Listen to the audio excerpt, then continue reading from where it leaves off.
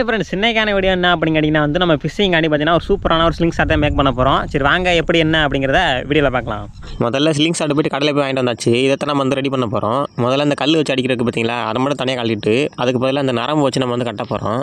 இதில் உள்ள அப்பறையே பார்த்தீங்கன்னா வச்சு அதை வந்து நல்லா டைட்டாக கட்டியிருப்பாங்க. அதை லூஸ் பண்ணி அவுத்துக்குருவோம். அவுத்து விட்டு பார்த்தீங்கன்னா அதை வந்து நல்லா தனியாக கட் பண்ணி எடுத்துக்குருவோம். அடுத்ததாக பார்த்தீங்கன்னா அந்த நரம்பு எடுத்துட்டு நம்ம தேவையான சைஸ் வந்து கட் பண்ணிவிட்டு ரெண்டு சைடு உள்ள வார்லையும் பார்த்தீங்கன்னா நல்லா டைட்டாக வந்து கட்டிக்கிறோம். இப்போ ஒன் சைடு வந்து கட்டியிருக்கீங்க பாருங்கள், எந்த அளவுக்கு கட்டியிருக்குன்னு. அதே மாதிரி பார்த்தீங்கன்னா வந்து இந்த சைடு உள்ளதை கட்டி எடுத்துக்குருவோம்.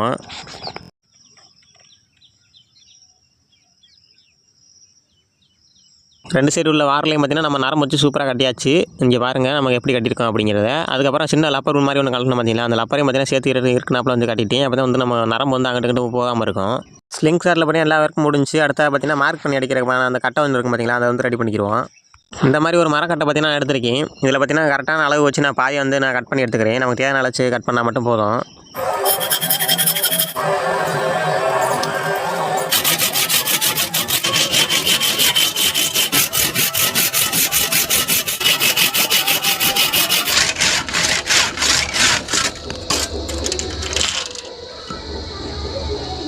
நம்ம இப்போ கட் பண்ணி வச்சிருக்க மரப்பலையில் பார்த்தீங்கன்னா சென்டர் வந்து மார்க் பண்ணணும். நான் ஆல்ரெடி பார்த்தீங்கன்னா மார்க் பண்ணிட்டேன். இருந்தாலும் உங்களுக்கு எப்படி மார்க் பண்ணேன் அப்படிங்கிற காமிக்கிறேன். ரெண்டு பக்கம் அந்த மாதிரி கிராஸ் வந்து கோடு போட்டு நம்ம ஜாயிண்ட் ஆகிற இடம் தான் சென்டராக இருக்கும்.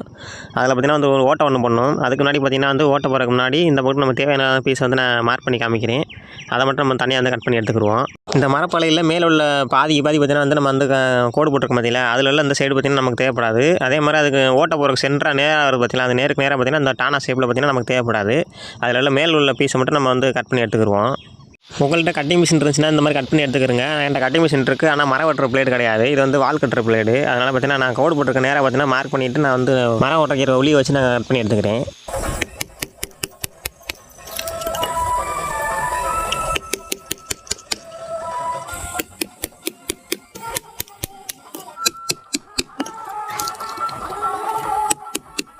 நண்பர்களே பார்த்திங்கன்னா வந்து நம்ம கரெக்டாக வந்து வெட்டி எடுத்தாச்சு. இப்போ பார்த்திங்கன்னா மிஷினை வச்சு நம்ம கிரைண்ட் பண்ணிக்கிறோம். பேக்ரவுண்டில் பார்த்திங்கன்னா பாட்டு ஓடுது, அதனால் பார்த்திங்கன்னா வாய்ஸ் தான் கொடுக்க போகிறேன். முடிஞ்ச அளவுக்கு பார்த்திங்கன்னா இடையில வந்து வாய்ஸ் கொடுக்குறேன். இப்போ பார்த்திங்கன்னா வந்து மிஷினை வச்சு சைன் பண்ணிவிட்டு சென்டரில் பார்த்திங்கன்னா ஓட்ட போடணும். அதை ஓட்ட போட்டு எடுத்துக்கிடுவோம்.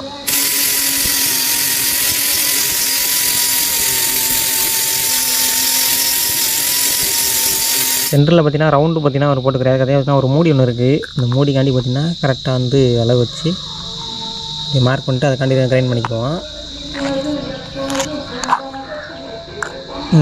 ஓகே ஃப்ரெண்ட்ஸ், இதுக்காண்டி கிரைண்ட் பண்ணி எடுத்துக்கிடுவோம்.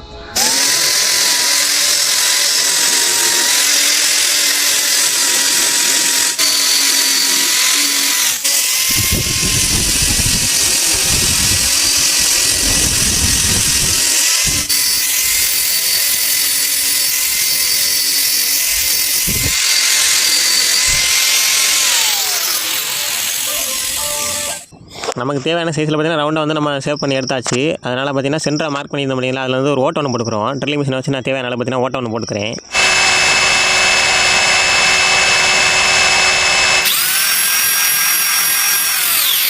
நண்பர்களே பாருங்கள், பார்த்திங்கன்னா சென்டரில் ஓட்டை போட்டாச்சு. பார்த்திங்கன்னா இந்த அளவுக்கு பார்த்திங்கன்னா விரல் வந்து பிடிச்சி ஒரு அளவுக்கு பார்த்திங்கன்னா அந்த இடத்துல வந்து கரெக்டாக வந்து ஓட்டை போட்டிருக்கோம்.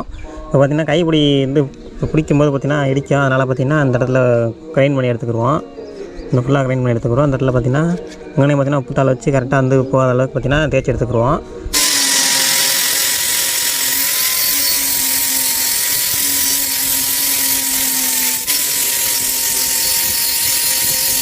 மக்களை பார்த்திங்கன்னா அந்த இழுத்து விடும்ல ஸ்டாண்ட் அது பார்த்திங்கன்னா ரெடி பண்ணியாச்சு. இங்கே பாருங்கள் சூப்பராக ரெடி பண்ணியாச்சு. அடுத்து பார்த்திங்கன்னா வந்து நம்ம பாயிண்ட் பண்ணி குத்துறக்க அந்த சார் பண்ணேஜ் இருக்குது பார்த்திங்களா, அந்த கம்பி பார்த்திங்கன்னா ரெடி பண்ண போகிறோம். அதுக்காண்டி பார்த்திங்கன்னா வந்து ஒரு 8 mm 6 inch பார்த்திங்கன்னா ஒரு சின்ன ராடு பற்றினா எடுத்து வச்சுருக்கேன். இதை பார்த்திங்கன்னா வந்து ஷார்ப்பாக வந்து ஆக்கணும். வாங்க அந்த மிஷினை வச்சு நம்ம வந்து ஷார்ப் பண்ணிக்கலாம். இந்த கம்பியை கிரைண்ட் பண்ணுறக்காண்டி பார்த்திங்கன்னா ட்ரில்லிங் மிஷினை ஜக்கில் மாட்டிட்டு நான் வந்து ட்ரில்லிங் மிஷினை வந்து போட்டு கிரைண்ட் பண்ணிக்கிறேன். ஏன்னா வந்து கிரைண்டிங் மிஷினில் போட்டு டேரெக்டாக வந்து கிரைண்ட் பண்ணோம்னா வந்து முன்ன பின்ன வந்து அளவு மாறிடும். நமக்கு வந்து ஒரே ஸ்ட்ரெயிட்டில் வேணுங்கிறனால பார்த்திங்கன்னா ட்ரில்லிங் மிஷினே ஓட விடணும். அதே நேரத்தில் நம்ம வந்து கிரைண்டிங் மிஷினை வச்சு நம்ம கிரைண்ட் பண்ணணும். அப்போ தான் பார்த்திங்கன்னா ஈக்குவலாக வந்து நமக்கு வந்து கிரைண்ட் ஆகி வரும்.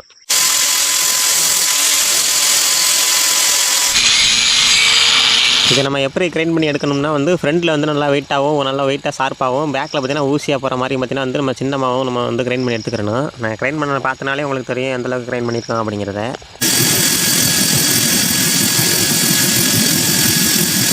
இதில் கிரைண்ட் பண்ணதுக்கப்புறம் பார்த்திங்கன்னா வந்து நம்ம ஃப்ரெண்டில் வந்து நம்ம ஸ்லிங் ஷாட் இழுத்து வரக்காண்டி பார்த்திங்கன்னா ஒரு காடி ஒன்று எடுத்து விடணும். அந்த காடி பார்த்திங்கன்னா வந்து நான் கட்டிங் மிஷினை போட்டு வெட்டிக்கிறேன். நம்மளுடைய ஸ்லிங் ஷாட் ஆரோ பார்த்திங்கன்னா சூப்பராக ரெடி பண்ணியாச்சு. பாருங்கள் எந்தளவுக்கு ரெடி பண்ணியிருக்கோம் அப்படிங்கிறத. இதே மாதிரி பார்த்திங்கன்னா நீங்களும் ரெடி பண்ணிக்கோங்க. ஃப்ரெண்டில் பார்த்திங்கன்னா கனமாகவும் பேக்கில் பார்த்திங்கன்னா உள்ளியாக போகிற மாதிரியும் நம்ம வந்து ஸ்லிங் ஷாட் அடிக்கிற அந்த காடி பார்த்திங்கன்னா சூப்பராக ரெடி பண்ணியாச்சு. நம்ம மரக்கட்டை ரெடி பண்ணி ஓட்டை போட்டு வச்சிருக்கோம் பார்த்தீங்களா, அந்த ஓட்டையோட சைஸ் நம்ம ஆரோ செஞ்சுருக்கோம் பார்த்தீங்களா, ஸ்லிங் ஷாட் ஆரோ அந்த சைஸும் கம்பியும் பார்த்திங்கன்னா ஒரே அளவில் இருக்கணும்.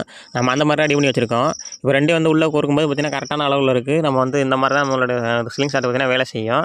இப்போ நம்ம இந்த மாதிரி அழுத்தி நம்ம ஸ்லிங் ஷாட் வந்து இழுத்து விடும்போது பார்த்திங்கன்னா நம்மளோட கட்டவரில் பார்த்திங்கன்னா ரொம்ப வலிக்கும். அதனால் பார்த்திங்கன்னா அது சாஃப்ட்டாக இருக்கிறக்காண்டி சைக்கிளோட டியூப் இருக்குது பார்த்திங்களா, அதை நம்ம கட் பண்ணி நம்ம வந்து அதில் வந்து அதுக்கு மேலே வந்து ஒட்ட போகிறோம்.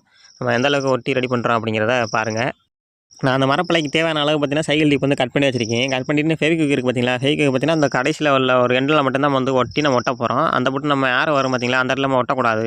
அப்போ தான் பார்த்திங்கன்னா நம்ம இந்த மாதிரி நம்ம தூக்கி நம்ம வைக்கும்போது கரெக்டாக இருக்கும்.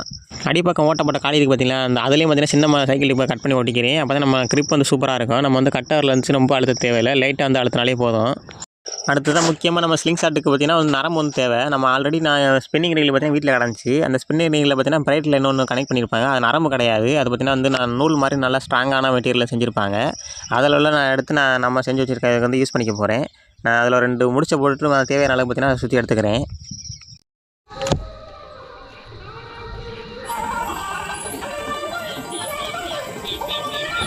நமக்கு தேவையான அளவில் பார்த்திங்கன்னா இல்லை சுற்றியாச்சு. இப்போ நம்ம கட் பண்ணி எடுத்துக்கிடுவோம். அந்த கட் பண்ண ஒரு எண்டை பார்த்திங்கன்னா நம்ம வந்து ஆல்ரெடி நம்ம செஞ்சு வச்சுருக்கோம் பார்த்திங்களா, அந்த ஆரோவில் பார்த்திங்கன்னா வந்து நம்ம எண்டில் வந்து நம்ம கட்டிக்கிடுவோம் நல்லா டைட்டாக.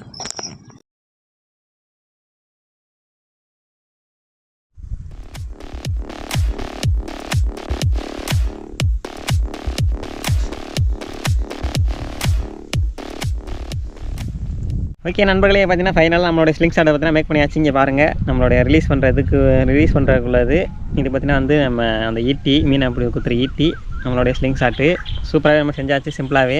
இது பார்த்திங்கன்னா வந்து நம்ம ட்ரை பண்ணி பார்ப்போம் எந்த அளவுக்கு ஒர்க் அவுட் ஆகுது அப்படிங்கிறத. வாங்க ஃபஸ்ட்டு பார்த்திங்கன்னா வந்து நம்ம ஆல்ரெடி சுற்றி வச்சாச்சு.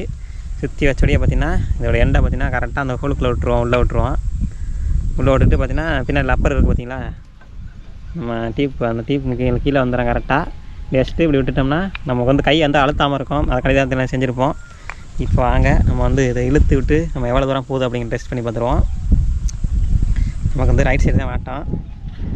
இப்படி கரெக்டாக இந்த இது மாதிரி வளைச்சிருக்கு பார்த்தீங்களா, அதில் மாட்டிட்டு இழுத்து எவ்வளோ தூரம் போகுது அப்படிங்கிற டெஸ்ட் பண்ணி பார்த்துருவாங்க.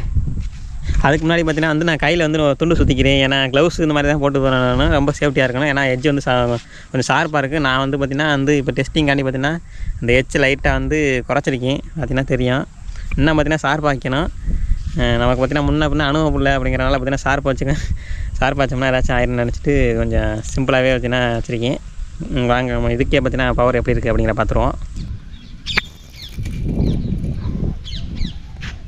பாருங்கள் ஃப்ரெண்ட்ஸ் எவ்வளோ தூரம் போயிடுச்சு அப்படிங்கன்னு. நண்பர்களை பார்த்திங்கன்னா தூரம் பார்த்திங்கன்னா வேறு லெவலில் போகுது. என்னென்னு கேட்டிங்கன்னா வந்து பிரைட் லைன் மட்டும் ஒவ்வொரு நேரம் பின்னுது நண்பர்களே, அதை மட்டும் பார்த்துக்குவோம். நெக்ஸ்ட் டைம் பார்த்திங்கன்னா திரும்ப விட்டு பார்ப்போம், திரும்ப எந்தளவுக்கு போகுது அப்படிங்கிற பாருங்கள். போன நாள் ஒழுங்காக ரெக்கார்டாக இருக்குன்னு நினைக்கிறேன். திரும்ப இன்னொரு ட்ரை பண்ணி காமிக்கிறேன் உங்களுக்காண்டி.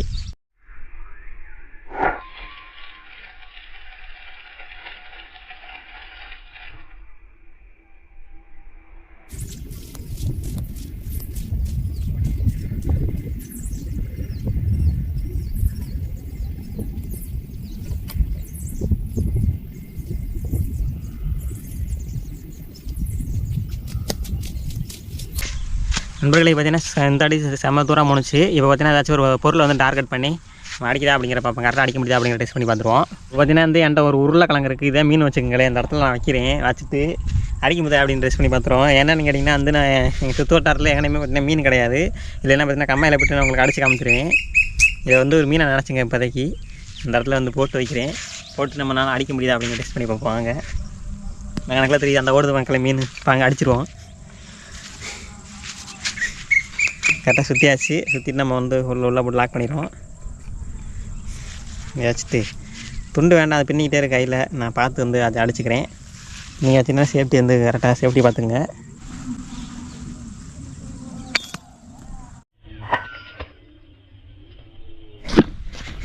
இங்கே பாருங்க குறி மிஸ் ஆகலை, ஆனால் அடிச்சிருச்சு பாருங்க.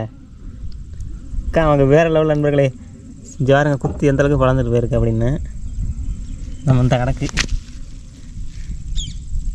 இப்போ நான் இந்த இடத்துல இப்போ உருளைக்கிழங்கு வந்து ஃபோக்கஸ் பண்ணி வச்சுருக்கேன். இதை மீன் வச்சுக்கோங்க. நான் அங்கே போய் நிற்கிறேன். அங்கே போய் நின்றுட்டு நம்மளாம் அடிக்க முடியுதா அப்படிங்கிற மாதிரி டெஸ்ட் பண்ணி பார்ப்போம்.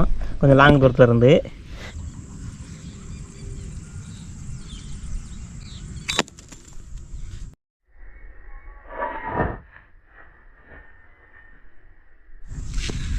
மக்கள் செத்தறி பஸ் செஞ்சாருங்க. ஒரு பேசி கீழே விழுந்துருச்சு. இதை பார்த்தீங்கன்னா பாதி பொழாதிரி பேர் செஞ்சாருங்க. நான் ஃபஸ்ட்டு அட்டாக் பண்ண பார்த்தீங்கன்னா இந்த போட்டு கிழிச்சி போயிருக்கா பாதி. இது பார்த்தீங்கன்னா இப்போ அடிச்சது. அதோட சில்லு பெதறி விழுந்த பார்த்துருப்பீங்க. ஸ்லோ மோஷனில் போட்டு காமிக்கிறேன். இப்போ நண்பர்கள் வேறு லெவலில் இருக்குது. சூப்பராக ஒர்க் அவுட் ஆகுது. இப்போ பார்த்தீங்கன்னா மீன் இருந்துச்சுன்னா நமக்கு எந்த அளவுக்கு ஒரு கரெக்டாக அடிக்குது அப்படிங்கிறத டெஸ்ட் பண்ணி பார்த்துடலாம். நான் இப்போதைக்கு இந்த உருளைக்கிழங்கை வந்து நான் ஃபுல்லமாக போட்டு அடித்து காமிச்சிருக்கேன். ஒரு வாட்டர் கேன் நிமித்து வச்சு அதை வந்து பொக்குது அப்படிங்கிற டெஸ்ட் பண்ணி பார்ப்போம்.